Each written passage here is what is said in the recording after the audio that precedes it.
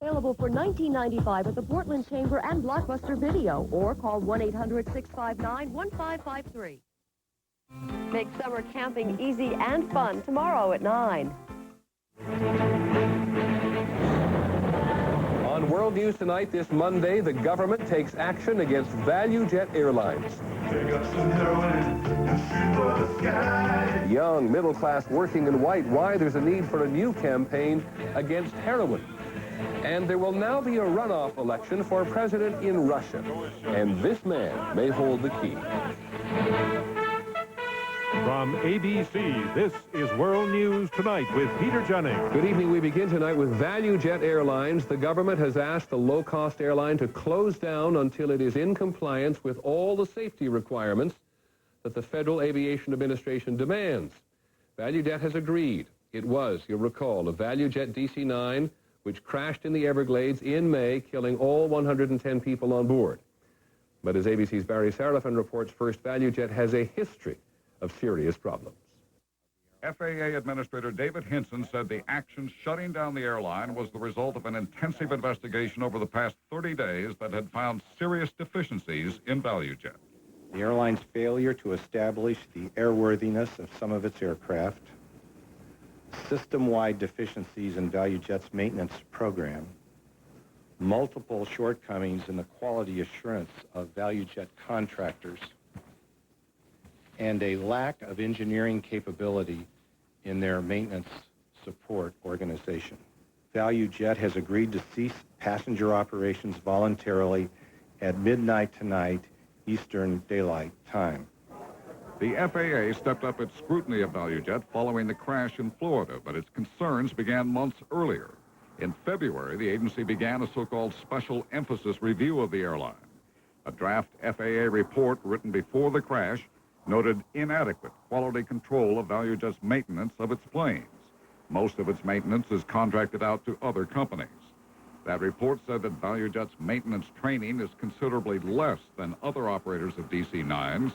It noted one case where mechanics tried to remove a jet engine part with a hammer and chisel.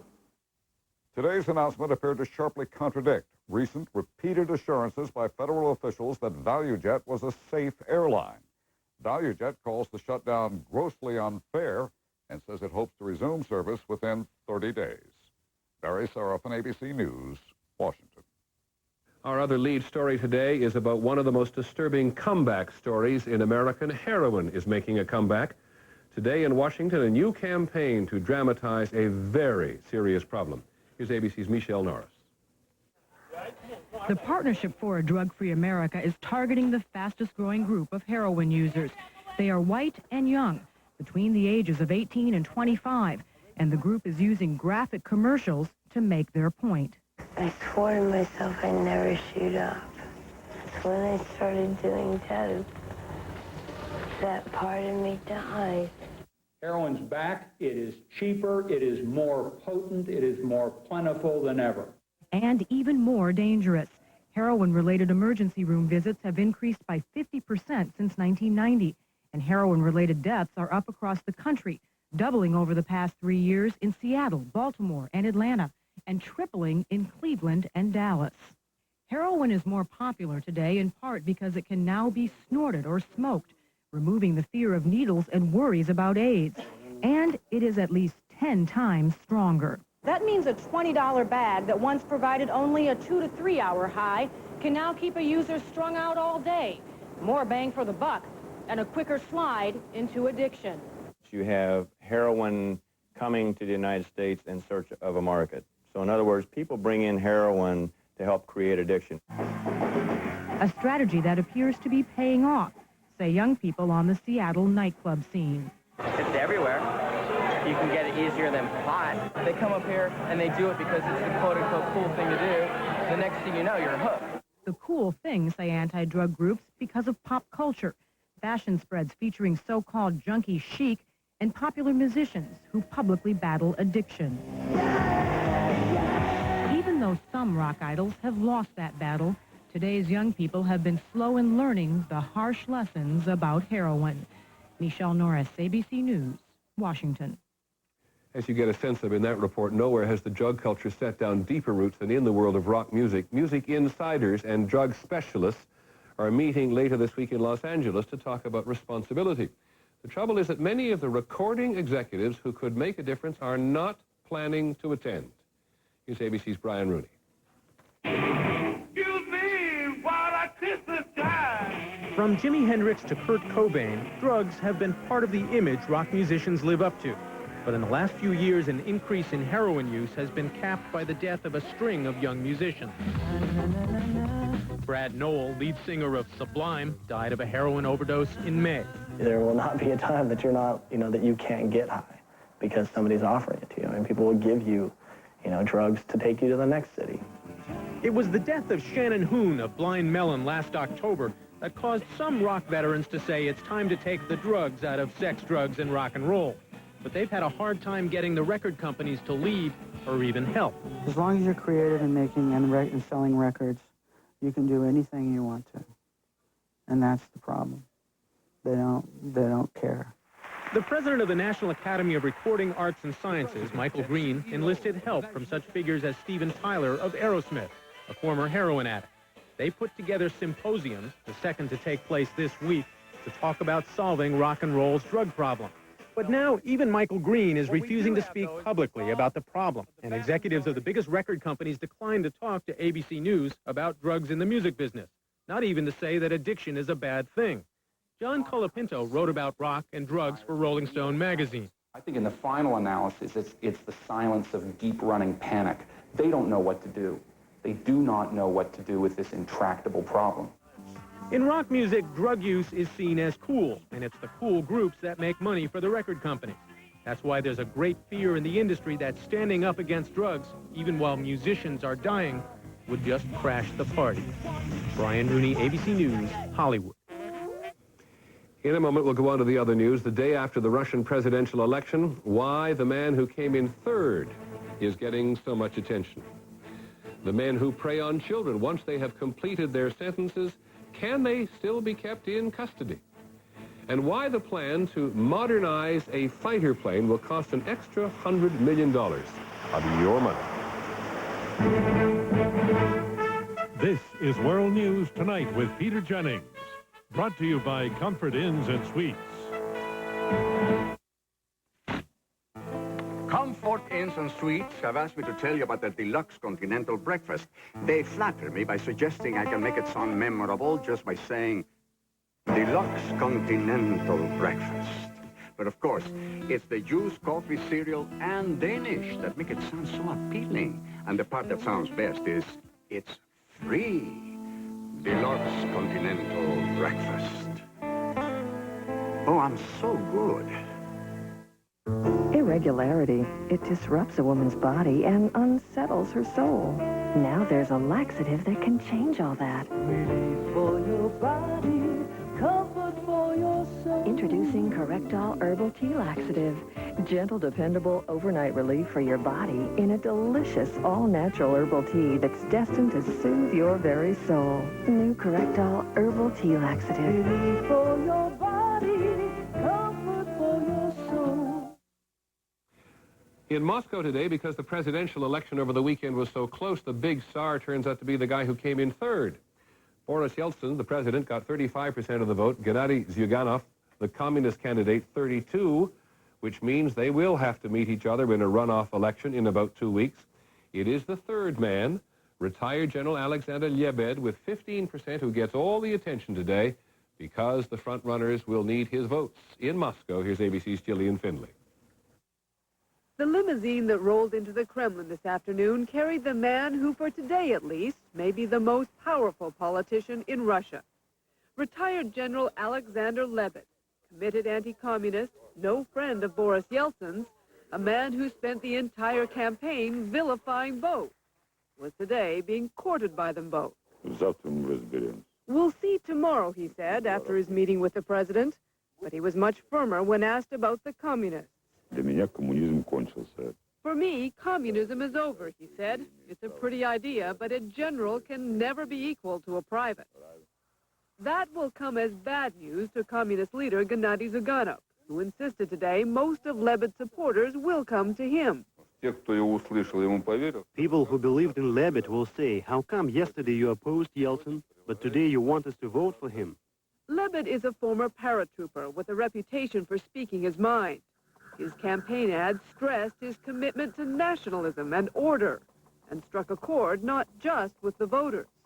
Yeltsin himself has already referred to Lebed as a possible successor, an idea the general clearly likes. I was born a winner, he said after the vote. Sooner or later, there will be victory. But can he guarantee anyone else's victory in the meantime? Even if Lebed does throw his support to Yeltsin, his supporters may not necessarily follow. And that's what will make the second round of these elections so interesting and potentially volatile. In the end, yesterday's vote decided nothing here. It just underlined how divided this country is. Gillian Finley, ABC News, Moscow. Well, even those of us who watched the Russian election from a distance know that Boris Yeltsin ran a very vigorous campaign for a man with health problems. But that alone does not explain why people voted for him, especially those who have not become rich in the new Russia. ABC's Garrick Utley found some clues in the small village of Svetliy Gory, 50 miles south of Moscow. It may seem strange that Karp Antikushin voted for Boris Yeltsin. His $50 a month government pension due 2 weeks ago still has not arrived. In the tiny two-room apartment where he and his wife have lived for 37 years, there is still no hot water, no bath, no toilet. Yet, as the election results came in at lunchtime, Karp Antikushin was satisfied. Everyone thinks that if the communists come to power, there won't be anything, he says. No food, no nothing. At least now we have food. This local food store may never compete with a Western-style supermarket, but when villagers come here and see the selection of food available compared to what was not available a few years ago, they also see an important step forward under Yeltsin's reforms. We have canned beans, tomato paste, pasta, even different kinds of vodka. She shows off proudly. We even have chicken and fresh fish all the time. That is one reason why people here voted for Yeltsin 2-1. Here is another. Weekend houses going up for Moscow residents. The construction creates local jobs. And the local Communist Party leader, Vasily Naumov, is no hardliner. He thinks reforms should continue. We are not going back to the old times, he insists. We don't want to break off ties with the West. Every morning I listen to the Voice of America. In Svetliy Gory, Boris Yeltsin may not have improved the lives of people much, but he has given them enough of a taste of what his programs can lead to contain his communist rival and position himself for re-election next month. Garrick Utley, ABC News, Svetliy Gory. Just one other note from Russia of particular interest to Americans. The former Soviet leader, Nobel Peace Prize winner Mikhail Gorbachev, he won only 0.5% of the vote. More voters named none of the above than voted for him. Other news overseas, it appears today that the U.S. and China have managed to once again avoid a formal trade war. China has said that it will stop exporting counterfeit movies made in China, as well as computer software and CDs, and China's also promised to close down 15 factories that the United States says produces these products. There have been similar promises before. The U.S. apparently believes the Chinese this time. Do convicted felons have a basic right? The Supreme Court steps in right after this.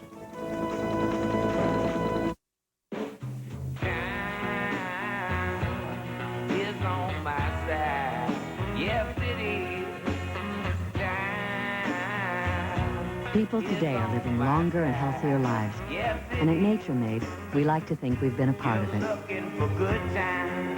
As the makers of vitamin and mineral supplements that are recommended by pharmacists more than 1,000 times a day. Nature Made, recommended by pharmacists, made for a lifetime.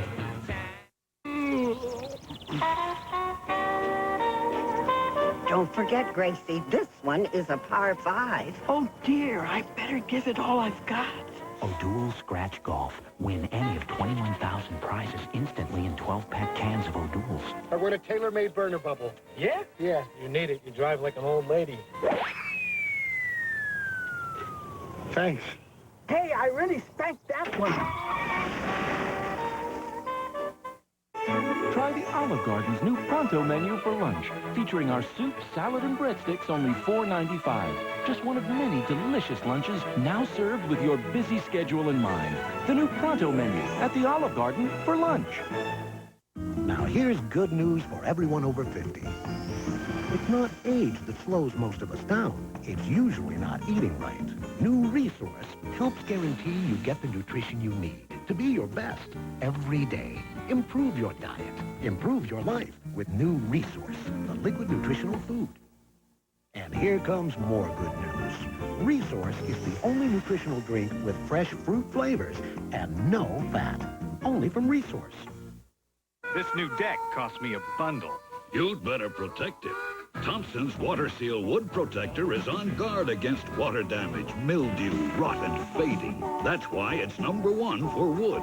Thompson's is protection. A story so amazing, so unbelievable, and it actually happened. Richard Chamberlain. Oh, God. Melanie Mayroth. We're not going to die, are we? Hang on, people. Here we come. Based on the heroic true story, Who Will Survive? I'm going to make it. Ordeal in the Arctic. ABC Monday. The Supreme Court decided today to rule on whether states have the right to keep repeat sex offenders who've already served their terms in prison indefinitely. State governments are certainly under pressure from communities who believe that if offenders are released, they will continue to threaten children. Here's ABC's Tim O'Brien. 62-year-old Leroy Hendricks admits to a 40-year history of sex offenses.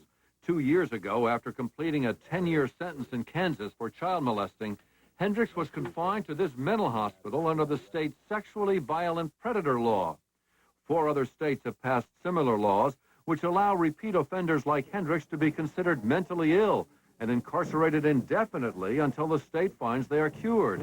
Hendricks challenged the law in court. To incarcerate someone simply because a jury thinks he might do something in the future, I believe is unconstitutional. The Kansas Supreme Court agreed and threw out the law, but today the U.S. Supreme Court said it would review the state's appeal. We think it's really important to protect the public from these kinds of predators who, because of a mental abnormality from which they suffer, that they continue to reoffend. The Justice Department doesn't keep statistics on whether sex offenders are more likely to repeat their crimes than other offenders, and psychiatrists say it is impossible to predict who will commit another crime. There's no way that you can accurately predict what someone is going to do 6 months or a year from now. It's like trying to predict the weather. 35 states have asked the Supreme Court to uphold the Kansas law, indicating such laws could become common if the High Court allows it. Tim O'Brien, ABC News at the Supreme Court. The Supreme Court has also agreed to decide if the Brady gun law, which requires local police to check the backgrounds of people trying to buy guns, is constitutional. The challenge comes from sheriffs in Arizona and Montana who argue that Congress cannot compel states to enforce the law.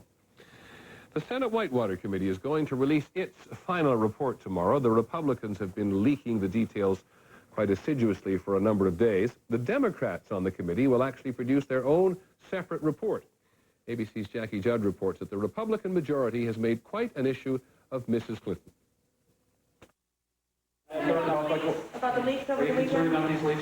President Clinton shrugged off the majority report, which accused Mrs. Clinton of trying to obstruct a federal investigation. It's a standard practice. The president left it to surrogates to blast the Republicans, and especially Chairman D'Amato, who has had his own ethics problems. Senator D'Amato is, in our opinion, not a very credible or trustworthy presenter of fact when it comes to matters of ethics. And the Clintons' personal attorney, David Kendall, weighed in with a blistering letter to D'Amato, calling the report a politically preordained verdict of a partisan kangaroo court. Also today, the First Lady sent D'Amato an affidavit in response to committee questions about her subpoenaed law firm billing records, which mysteriously turned up in the White House private residence. Mrs. Clinton only said, "I do not know how the records came to be identified at the White House." And the First Lady chose not to respond under oath to other questions about her work on the Casa Grande land deal, which federal regulators have called a sham. Instead, Kendall cited sworn statements she has given to other investigators. He argued that claims from a former banker, Don Denton, that Mrs. Clinton was warned the deal was bad were implausible. In the volley of charges and countercharges, Republicans complained tonight that the First Lady had been evasive, again dodging essential questions. Jackie Judd, ABC News, Washington. In Little Rock, Arkansas, today another so-called whitewater trial has begun. Two Arkansas bankers, Herbie Branscombe, seen here, and Robert M. Hill, are accused of appropriating money from their own bank so they could make contributions to Mr. Clinton's gubernatorial campaign in 1990. Mr. Clinton is not accused of wrongdoing, but he's going to testify on videotape again next month, probably. There have been two more fires at churches in the South. One was a black church in the North Carolina town of Rocky Point, a small congregation, only 30 members, in a remote rural area. They're the toughest to protect.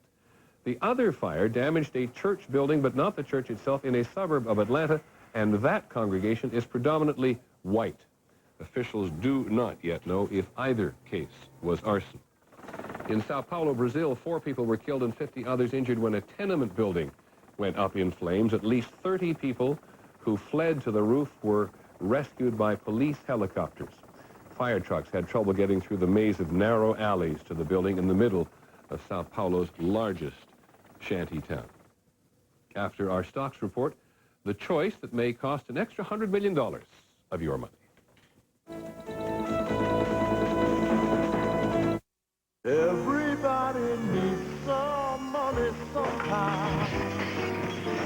Everybody needs some cash somehow. Hello? Rita, got your credit card? I need $500. Now. I'll call Western Union.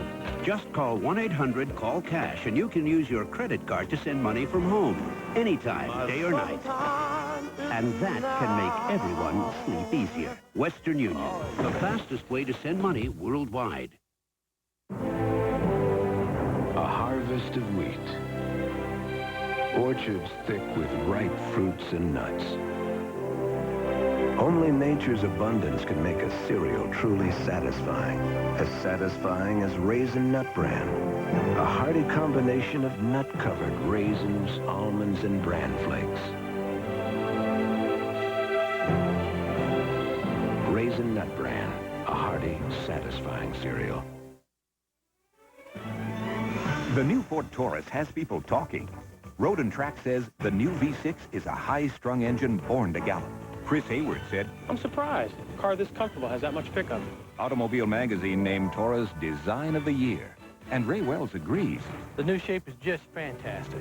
Ford finally got me. The new Ford Taurus. Now with $600 cash back, Taurus starts at just $17,945. Or get 2.9% APR financing. Hurry. Offer ends soon. Bobby said he beat you. He's such a kidder. He wasn't kidding. Well, maybe he just got lucky. 3 in a row.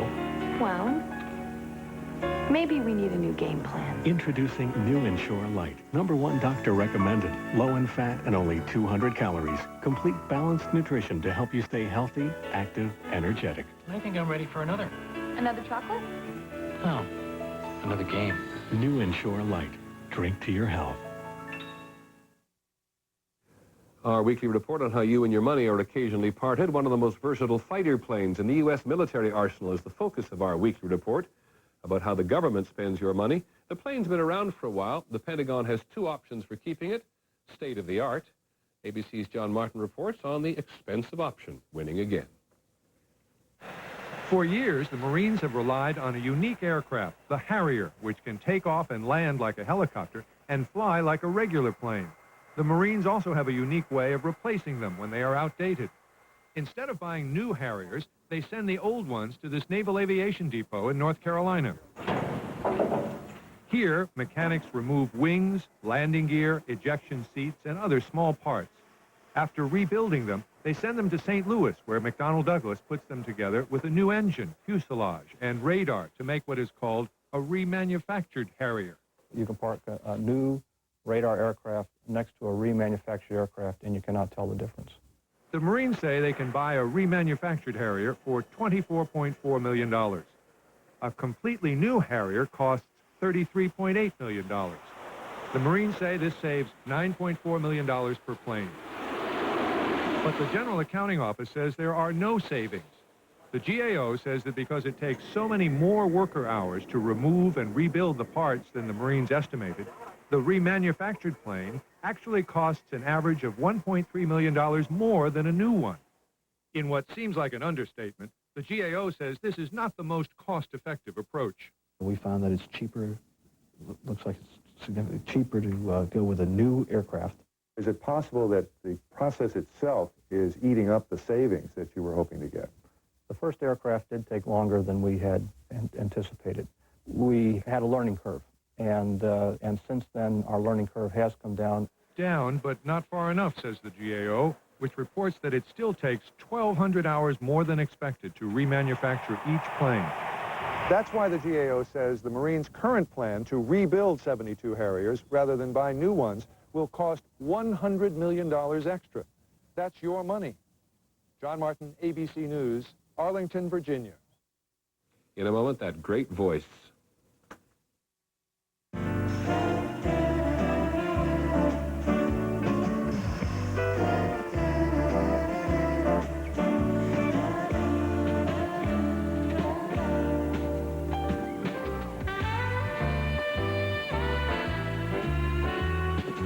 There are times when you don't want caffeine. Caffeine-free Diet Coke.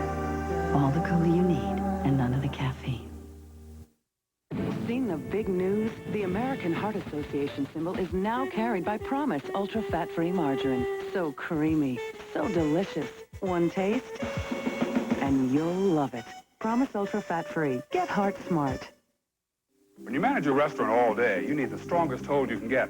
That's why I switched adhesives. It'll hold stronger, longer, or your money back guaranteed. Oh, that's good. Now I can sip hot soup at lunch and still make it to dinner to greet my favorite customers. Fix-It-Dent will hold stronger, longer than any other adhesive or your money back. It's a long, hard day, but I love every minute of it. For a stronger, longer hold or your money back, Fix-It-Dent and forget it. Guaranteed. Morning, guys. Just when you think your diarrhea medicine is working, it can let you down. But you can count on Imodium AD to stop diarrhea, often in just one dose. We should have stopped for Imodium AD. One dose relief you can count on. I'm Steve Dunn. Local news is coming up next. Will a teen curfew cut down on juvenile violence in the Rose City? We'll see how it worked this weekend. And an education doesn't end for these teens, even when school does. See what's keeping them busy this summer next. Finally, the sportscaster Mel Allen has died. One of the most distinctive voices in baseball is now silent. Hello there, everybody. For 25 years, Mel Allen was the voice of the New York Yankees, but he also did the World Series, and his soft Alabama drawl was familiar from coast to coast. Somebody had to win today, and both teams just covered themselves with glory from start to finish. Allen began broadcasting baseball in 1939. There's one. It is deep to right field, and that ball is going, it is gone. It's a high pop-up. Who's going to get it? Here comes Billy Martin digging hard, and he makes the catch at the last second. How about that? How about that? He could make it mean so many things. The crowd standing. You could feel the excitement right through the radio. He gets it! A no-hitter! How about that? He was 83 when he died in the middle of negotiating yet another broadcast. That was Mel Allen. How about that? And that is our report on world news tonight. Nightline later this evening will devote itself to the value jet decision today. I'm Peter Jennings. I hope you have a good evening. We'll see you tomorrow. Good night.